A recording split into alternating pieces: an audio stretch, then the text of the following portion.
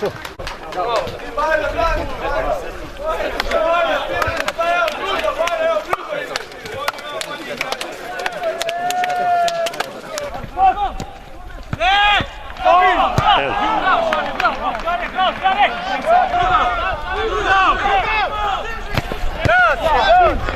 Offside je bio dosta. Nije, Hari.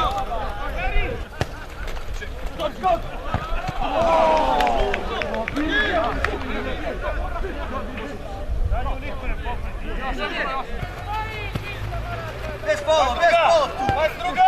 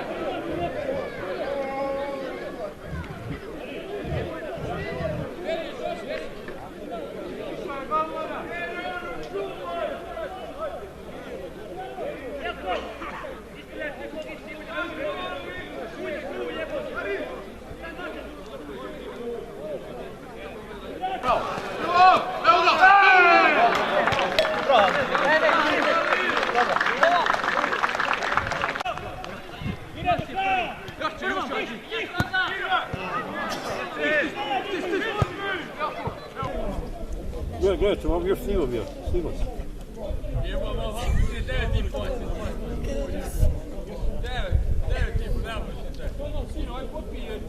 Svega čestitao bi domaćoj ekipi na fair, korektnoj igri i na pobjedi. Mi smo došli oslabljeni bez trojice, odnosno četvorice standardnih igrača. Oni su se malo bolje snašli na domaćem terenu, vjerojatno malo i više ga bolje i poznaju. Dali su gol na vrijeme. Mi smo pokušali u drugom poluvremenu da to anuliramo, imali smo i mi neke prilike, ali ostalo je na kraju 1-0. Ima li Sloga kapaciteta za vrh tabele? Pa svakako da ima, znači i dalje naše ambicije su da završimo gore u vrhu tabele, sad da li će to biti prvo, drugo mjesto ili treće, vidjet ćemo, malo je sad igrački kadar slabiji nek prošla godina, ali ipak mislim da će to biti opet ok. Kako ste zadovoljni sa ambijentom, suđenjem, o terenu nemamo šta kazati? Pa teren je kao teren, svi znamo da je sad kod nas takvo vrijeme da tereni su zaista loši. Suđenje, pa hajmo reći, korektno. Bilo je tu malo i grublje nekih startova, ali sve u žaru borbe, znači. Dobro, hvala lijepo. Ovaj dio. Pa bilo je teško previše, znači teren je pretežak, blato je samo, znači voda. Nismo dugo igrali skupa, a sad smo se okupili, znači pred početak ove sezone, pa ćemo vidjeti kako će ići, šta će. Imali ste i, da uslovno kažem, hendikep, jer je Sloga jedna od boljih ekipa u ovoj ligi trenutno. Pa trenutno jest tako, ali znate kakva je situacija bila u mladosti prošle sezone, znači bili su sami mladići po 17-16 godina, nije bilo starih igrača koji su prošli koliko toliko toga. Vratio se i Lević i Bajrić je došlo pojačanje.